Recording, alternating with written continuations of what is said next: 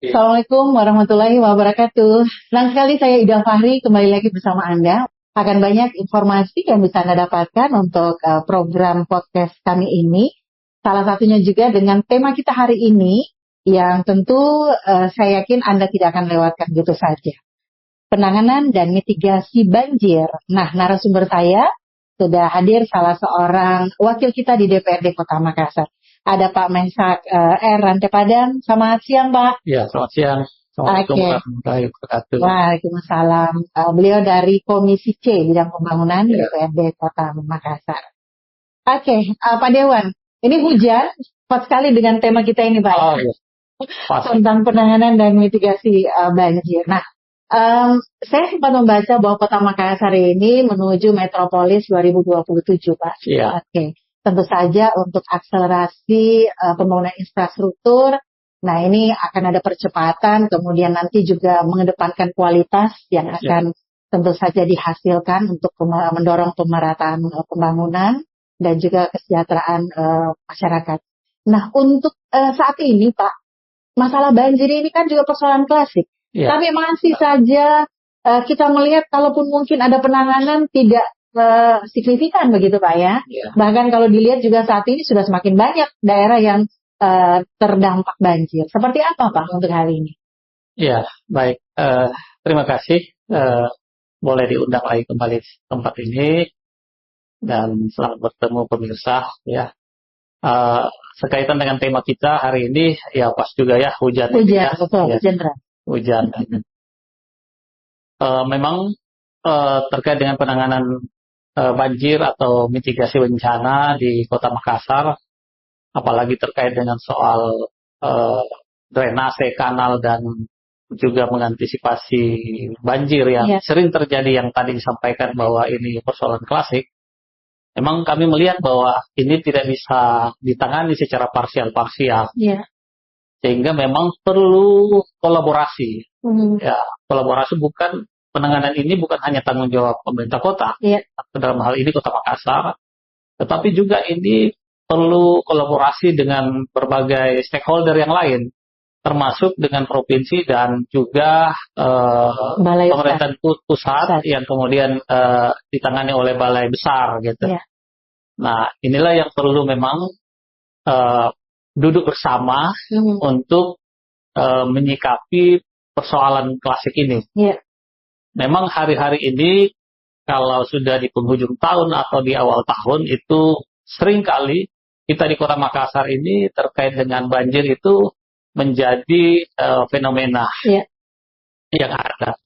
Sehingga dari tahun ke tahun saya sudah alhamdulillah puji Tuhan saya sudah 3 periode di Kota Makassar dan sering sekali saya sampaikan kepada pemerintah kota bahwa penanganannya ini tidak perlu secara perlu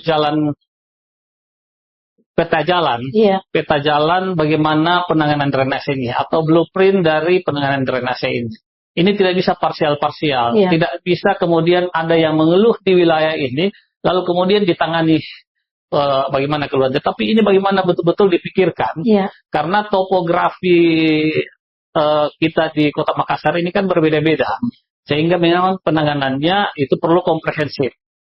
Dan dalam pemerintahan baru Pak Wali Kota, Pak Api, ya kemarin kami melihat ada progres yang kemudian mendengarkan pakar ahli akademisi dari Unhas. Saya kira itu langkah yang tepat dan langkah yang kita acungkan apresiasi karena memang perlu penanganan secara akademisi bagaimana penanganan drainase ini. Sehingga ke depan ketika ada peta jalan atau blueprint dari konsep yang dibangun dari berbagai stakeholder sehingga kita duduk bersama bagaimana menanganinya. Nah, itulah memang persoalan yang hari ini di Kota Makassar. Untung saja menurut saya di tahun ini, akhir tahun dan awal tahun ini hujan tidak seperti yang sebelum-sebelumnya gitu. Karena ini ya tidak lama berhenti, ya beberapa hari berhenti. Yang kita harus mengantisipasi hujan ketika hujan itu kemudian berhari-hari, gitu. bersamaan pasang Iya, gitu, Pak. sehingga hujan juga turun lebat dan berhari-hari pasang, ya selesai sudah. Nah, untung saja hari ini kita bersyukur bahwa tidak demikian seperti yang tahun-tahun sebelumnya, Bu ya. Sehingga hanya beberapa wilayah saja yang kemudian ada berita dan kejadian banjir. Karena memang itu posisi-posisi yang wilayah kerendahan. Betul. Ya, kayak di Manggala, di Blok 10, di Pacarakam, ya, dan di beberapa daerah yang kemudian memang daerah rendah. Iya, Pak Dewan, ini kan persoalan klasik, dan kalau berbicara tentang iklim, cuaca kan kita juga tidak mau berharap yang terbaik. Iya. Tapi kalau kemudian kondisi seperti saat sekarang ini kan kondisi cuaca tidak bisa lagi ditebak begitu, Pak ya. Iya. Nah, Betul. sekarang pada saat mungkin rapat koordinasi dengan mitra Komisi C, Dinas PU, Iya. kan sudah kemudian menyampaikan program-program kerja. Iya. Apakah penanganan drainase ini juga menjadi fokus utama yang kemudian diberikan oleh instansi tersebut, atau seperti apa, Pak? Ya, memang betul bahwa dalam rapat-rapat kerja kita, juga dalam bersama dengan Badan Anggaran dan TAPD, Tim Anggaran Pemerintah Daerah, kita juga menyampaikan terkait dengan hal ini, bahwa walaupun ini, karena ini juga sudah menjadi fenomena klasik, dan ini yang perlu menjadi perhatian. Kita sampaikan ke rapat kerja, dan saya kira pemerintah kota juga memberikan program-program yang ya menurut kami juga masuk akal, dan ya contoh mereka punya program terkait dengan kolam retensi, sumur resapan, lalu kemudian yang penanganan jangka pendek hari ini bagaimana sedimen-sedimen di keruk, ya, di drainase, di kanal. Tetapi memang semuanya juga itu harus berkoordinasi dengan provinsi dan balai. Karena ada wilayah-wilayah yang kemudian ini tidak bisa diintervensi oleh anggaran Kota Makassar. Dalam rapat kerja kami, ya termasuk dengan PU, KPU-an juga perumahan, dinas perumahan, ya mereka menyampaikan bahwa pernah ada temuan oleh BPK ketika kita intervensi dengan anggaran pemerintah Kota Makassar. Padahal itu wilayah kanal yang kemudian wilayah balai besar, sungai. Iya. Jadi itu memang kita perlu koordinasi, duduk bersama, lintas sektoral, juga lintas SKPD, semua itu saling berkaitan. Sehingga tidak boleh ada nafsi-nafsi, tidak boleh ada ego sektoral. Pemerintah kota, provinsi, dan balai besar ini harus duduk bersama untuk rembuk, ya, bagaimana penanganan yang komprehensif agar supaya kejadian-kejadian yang bisa dicarikan solusinya tidak lagi terjadi banjir di tempat itu. Kecuali memang perlu ada penanganan khusus terkait dengan wilayah-wilayah yang kerendahan, ya mungkin di situ karena wilayahnya kerendahan, saya kira mitigasi bencananya perlu juga menyiapkan shelter-shelter pengungsian atau penanganan bantuan-bantuan yang lainnya, seperti itu. Kalau kemudian melihat kondisi sampai hari ini nih, Pak Dewan, ini kan jawaban yang juga selalu kita dengarkan bahwa duduk bersama antara kota, provinsi, kemudian juga balai besar untuk bagaimana caranya berembuk untuk menangani persoalan ini.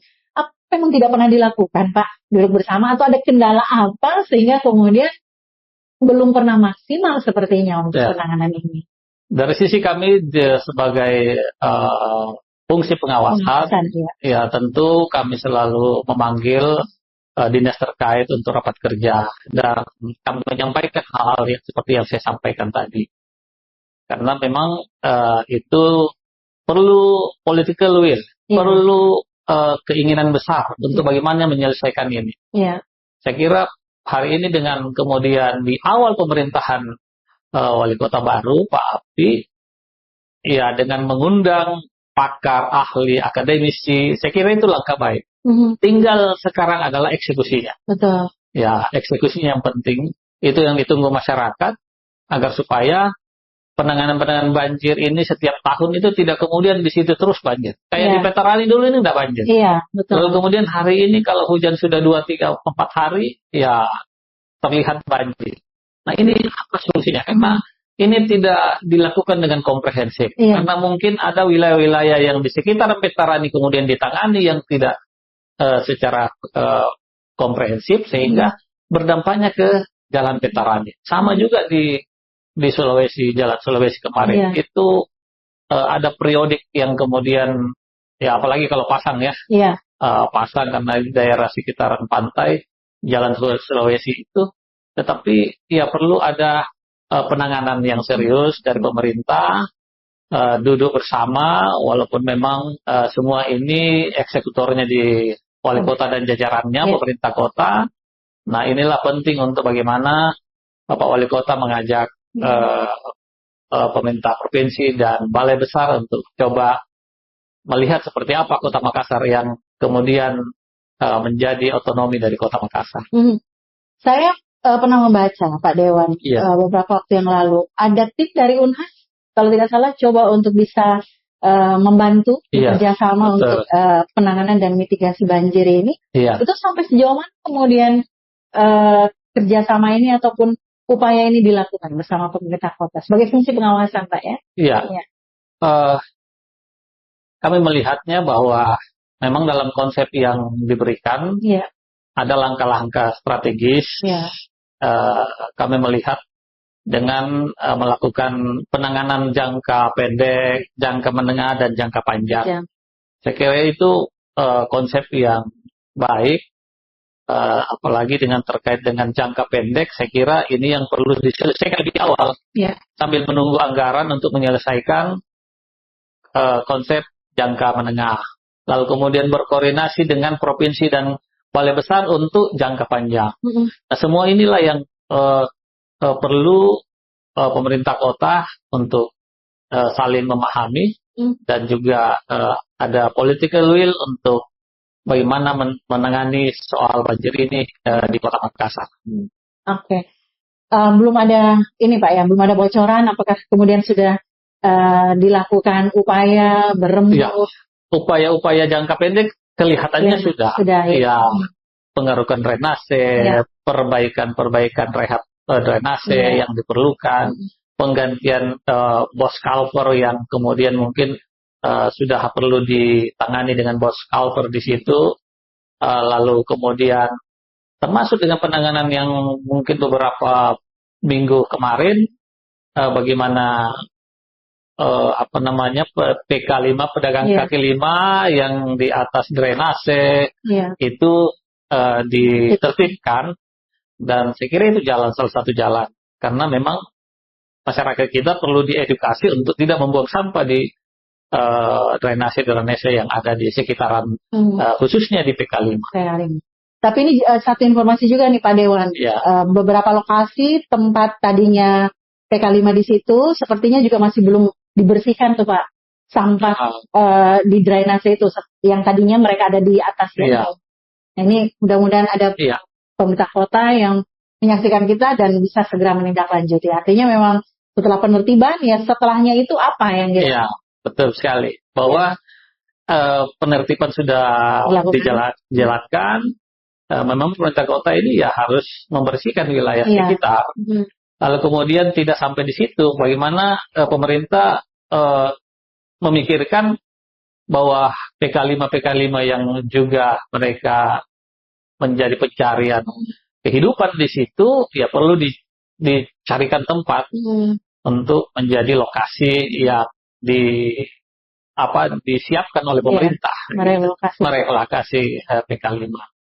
Pak Dewan, ada program urban farming. Farming ini kan mengoptimalkan lahan di sekitar rumah warga, atau mungkin di lorong-lorong. Mungkin kalau dulu lorong wisata bisa dikatakan seperti itu. Ini kan perlu juga sentuhan drainase yang baik, karena bagaimana bisa kemudian menopang nanti ketahanan pangan, hasilnya tidak begitu bagus di urban farming ini, karena kondisi drainase yang tidak tertangani dengan baik. Teman-teman di DPR sudah melihatkah kondisi drainase di kita kan ini program prioritas juga untuk urban farming, Pak. Ya, urban farming ini memang program prioritas Bapak Wali Kota dengan ada beberapa spot yang sudah dijalankan dan seringkali kami juga mengingatkan sebagai fungsi pengawasan bahwa di wilayah-wilayah tersebut itu perlu penutupan drainase yang baik agar supaya ini bisa tertangani terkait dengan soal kesuksesan dari program tersebut. Nah, memang masyarakat kita ini perlu edukasi juga, gitu, perlu edukasi. Ini juga muaranya kan terkait dengan ekonomi rumah tangga lah, seperti itu. Jadi saya kira ini program yang baik dan sering kami mengingatkan kepada leading sektor atau SKPD terkait untuk betul-betul serius dalam program-program yang dicanangkan, apalagi menjadi program prioritas. Gitu. Sama juga halnya kemarin di beberapa podcast sebelumnya terkait dengan Stadion Untia sebagai fungsi pengawasan kita juga selalu mengingatkan kepada Bapak Wali Kota dan juga jajaran untuk betul-betul bagaimana impian stadion itu sudah bisa menjadi kenyataan dan supporting anggaran dari DPR itu sangat serius soal itu. Iya, agar juga persoalan sekeliling seperti misalnya drainase bisa dari awal, Pak ya. Kemudian jangan sampai menimbulkan masalah baru nanti. Betul. Stadion internasional sudah berdiri. Betul. Banjir jadinya. Iya, banjir jadinya. Jadi termasuk dengan pakar dan juga tadi disampaikan bahwa dari pihak UNAS sudah membantu. Memang harus secara komprehensif. Karena itu harus penanganan itu kan drainase atau aliran air itu harus secara hierarkis. Ya, ada drainase yang primer, sekunder, dan tersier. Sehingga dengan konsep itu menurut kami secara teori sudah bagus. Ini tinggal eksekusinya. Dan juga perlu supporting anggaran yang cukup untuk kemudian bisa menyelesaikan persoalan-persoalan masyarakat, apalagi soal banjir yang setiap tahun. Koneksi antara satu drainase dengan drainase yang lain ini kan perlu kemudian memang tidak ada hambatan agar persoalan banjir bisa sedikit tertangani. Sampai sejauh mana Pak pengawasan teman-teman ini DPRD untuk infrastruktur yang sedang dibangun misalnya, ataupun juga yang sudah ada saat ini, tapi misalnya infrastruktur jalan belum dilengkapi dengan drainase, atau kemudian jalannya mengalami perbaikan, tapi drainasenya juga kalau kita lihat bisa dikatakan bahwa ketika memang hujan dengan intensitas tinggi ini tidak bisa menampung air lagi dan akhirnya akan ke jalan lagi. Ya, memang di setiap rapat kerja kami sering mengingatkan kepada pemerintah kota karena ini soal jalan dan drainase ini di bidang KPU-an. Kami sering menyampaikan seperti itu bahwa ketika pembangunan jalan itu perlu diikuti dengan pembangunan drainasenya agar supaya di wilayah itu tuntas. Jangan kemudian jalannya diselesaikan, drainasenya ditinggalkan. Dan itu harusnya satu paket. Sering kami menyampaikan ke Dinas PU bahwa sedapat mungkin itu dijalankan satu paket, bahwa jalannya diperbaiki, drainase juga diperbaiki. Kan kadang di beberapa tempat dan ketika kami turun ke lapangan, apalagi sewaktu reses, kami turun itu ketika ada jalan diperbaiki, justru terkesan bahwa semakin sempit jalannya. Gitu. Apalagi kalau betonisasi. Nah, kalau tidak langsung ditangani oleh drainase atau pembangunan penutupan drainase, itu terkesan sempit. Dan kalau ini diselesaikan dengan drainasenya diselesaikan, itu luar biasa. Masyarakat sangat senang dengan melihat jalannya sudah bagus, juga kemudian drainasenya sudah bagus, sehingga kesannya jalan di tempat itu lebih lebar gitu.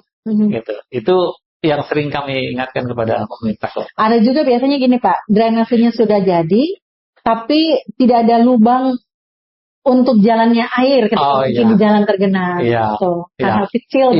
Betul. Itu sering juga kita dapatkan. Tidak ada aliran air ke jalan ke drainasenya. Dan seperti program di provinsi di kantor gubernur itu kan ada kolam retensi. Nah, di situ ada tali air yang masuk dari jalan, tali air masuk ke kolam retensi yang ada di depan kantor Kantor gubernur. gubernur ya. Nah, itu setelah itu apa program itu terlaksana, itu karena saya sering melewati daerah depan kantor gubernur itu sudah bagus. Jadi kalau hujan pun juga terus menerus, kadang tidak terlalu tinggi genangan airnya. Tapi ketika hujan sudah berhenti, surut itu sudah cepat surutnya karena udah disiapin kolam retensinya.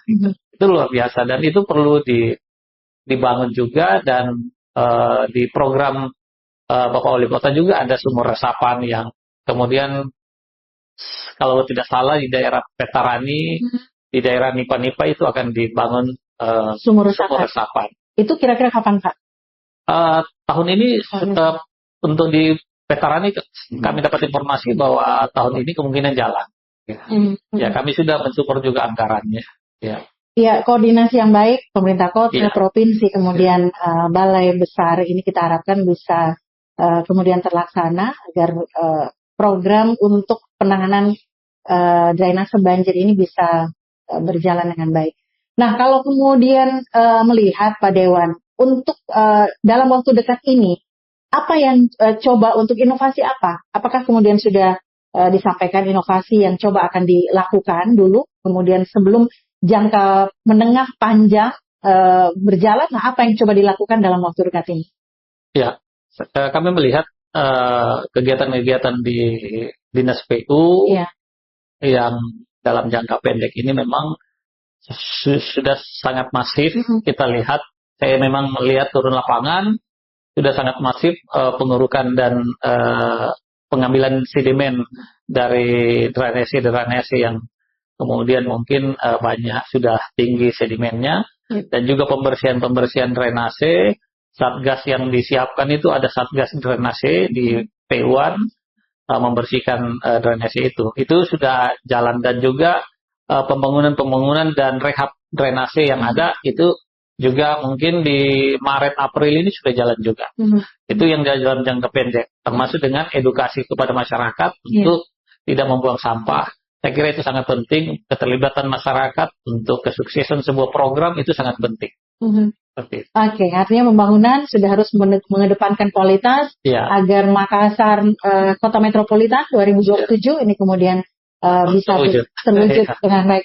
Tapi ada lagi nih Pak Ariel, ini kan kalau tadi menyinggung bahwa harus ini kan mindset masyarakat kita kadang-kadang apalagi yang berdomisili di bantaran kanal itu kan dengan gampangnya membuang sampah ke kanal. Itu kalau tidak salah dulu kan ada regulasi Pak ya, yang denda bagi yang membuang sampah sembarang. Itu kan sudah ada regulasinya. Kenapa kemudian tidak lagi dikencangkan, diedukasikan ke masyarakat agar ada efek jerah? Ini satu hal kecil tapi sangat membantu. Berdampak betul.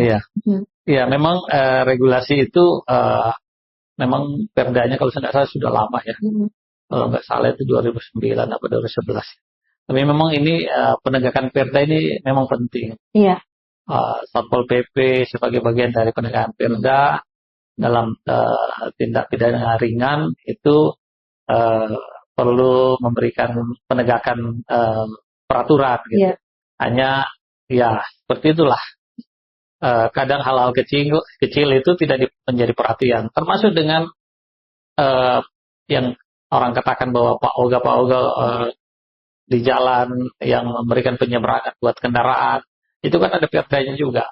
Itu perdanya bagi Pak Oga dan yang memberikan upeti atau uang itu semuanya kena betul. Perdanya ada. Cuman memang langkah-langkah persuasif dulu yang biasa kadang dilakukan, memberikan edukasi, sosialisasi, yaitu yang selalu kita sampaikan dalam sosialisasi peraturan daerah, mengundang masyarakat untuk mendengarkan seperti apa peraturan daerah yang ada di Kota Makassar, dan itu yang sering kami jalankan dan menurut kami itu sangat baik. Mitigasi banjir Pak, ini kan juga upaya koordinasi yang dilakukan untuk mengatasi dampak banjir. Kalau kemudian Kota Makassar sendiri, teman-teman DPRD untuk pengawasan agar masyarakat kemudian benar-benar tertangani dengan baik untuk mitigasi banjir ini seperti apa ya? Boleh disampaikan?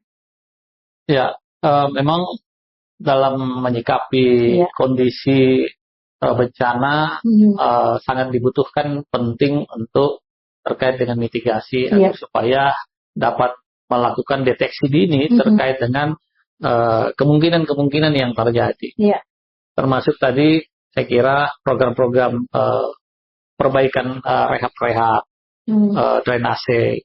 Saya kira itu salah satu, dan juga sumur resapan yang menjadi program di 2026 yang sepertinya khusus dulu di daerah Petarani. Kemudian mungkin akan berlanjut di daerah Nipa-Nipa dan daerah-daerah yang kemudian menjadi langganan banjir. Itu termasuk juga bagaimana mempersiapkan shelter-shelter pengungsian. Kemudian menyiapkan anggaran-anggaran untuk anggaran-anggaran sosial untuk penanganan bencana. Ya, Dinas Badan Bencana tentu sudah punya program untuk itu. Dan saya kira ini perlu kolaborasi dan juga koordinasi antar SKPD yang terkait agar supaya ketika bencana ya secara khusus di Kota Makassar yang sering terjadi adalah banjir, ya, itu yang kemudian secara cepat dapat menangani. Tentu kita memerlukan juga prediksi-prediksi atau perakiraan dari BMKG, dan itu menjadi acuan secara ilmiah, secara akademis itu dapat terterima, dan itu menjadi pola bagaimana pemerintah bisa melakukan deteksi-deteksi dini. Artinya mungkin kesiapsiagaan, Pak ya. Iya. Dalam hal ini bagaimana juga menyampaikan ke masyarakat, sosialisasi, edukasi, bagaimana kesiapsiagaan mereka juga harus bisa menolong diri sendiri dulu ketika terjadi banjir. Tapi untuk wilayah yang rumah sampai hampir tenggelam itu, Pak? Iya. Memang kondisi seperti itu nggak bisa dihindari. Karena memang daerah perumahan ataupun perkampungan yang dari sisi topografi, kultur tanah di situ rendah, ya memang tidak bisa ngapa-ngapain. Jadi memang perlu bagaimana pemerintah menyiapkan shelter pengungsian agar supaya ketika ada perkiraan cuaca hujan yang terus-menerus, bahkan lebat, intensitas tinggi, ini bisa disampaikan ke masyarakat untuk segera siap siaga untuk direlokasi ke tempat pengungsian. Dan seketika sudah masuk di dalam tempat pengungsian, saya kira intervensi dari SKPD lain termasuk dinas sosial, dinas perumahan dan dinas yang lainnya itu bisa masuk. Artinya sudah tertangani dengan baik. Meskipun mungkin nanti coba untuk disampaikan ke masyarakat bahwa kalau boleh pindah lokasi mungkin. Ya itu kan tergantung kondisi keluarga ya. Karena ya mereka sudah lama mungkin tinggal di situ, dan mungkin tempat perumahan atau tinggal itu juga sudah menjadi tempat yang selama ini mereka tempati. Ya tinggal bagaimana masyarakat, pemerintah maksud saya, ini bisa membantu masyarakat, membantu masyarakat ketika ya tadi disampaikan mitigasi bencana, ya untuk memberikan edukasi, menyiapkan tempat pengungsian, menyiapkan bantuan-bantuan yang diperlukan, gitu. Seperti itu semuanya. Sedikit tentang stadion baru kita ini, Pak, yang sedang dibangun. Progresnya sampai sejauh mana, Pak? Iya, ini juga terkait dengan di Dinas PU, dan stadion ini menjadi impian Bapak Wali Kota dan juga harapan dari segenap masyarakat, karena sudah lama kita tidak mempunyai stadion. Dan menurut kami secara pribadi saya DPRD Kota Makassar apresiasi, karena ini proyek yang luar biasa membutuhkan anggaran yang besar. Dan sepertinya anggarannya juga multi-years, anggarannya yang dibutuhkan itu bisa sampai 2-3 tahun penyelesaiannya. dan dengan kalau tidak salah kapasitas 15 sampai 20 ribu orang kalau nggak salah. Dan wilayah kalau luasannya 6 hektar, pembebasan lahan yang sudah dilakukan sampai 13 hektar, dan saya kira juga pasti pemerintah akan menyiapkan bagaimana stadion ini ketika hujan juga tidak banjir. Iya, betul. Jadi pasti penanganan atau juga konsep induk dari jalan air atau penanganan alur air di sekitaran situ pasti akan dipikirkan. Anggarannya kalau tidak salah itu sampai 400-500 miliar secara multi years. Iya. Dan juga hari ini DID-nya sudah sementara dijalankan, itu membutuhkan anggaran kalau tidak salah DID sampai 1,2 miliar.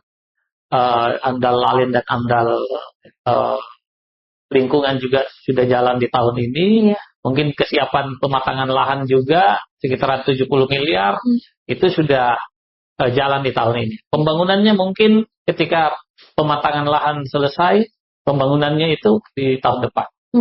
Dan yang pasti bahwa persoalan lingkungan, drainase ini harus menjadi fokus utama, Pak ya. Iya, fokus di daerah sekitar betul. Tempat itu. Stadion itu. Iya. Dan Pak Dewan, kita tunggu juga bagaimana hasil dari tim Unhas nanti ini kan.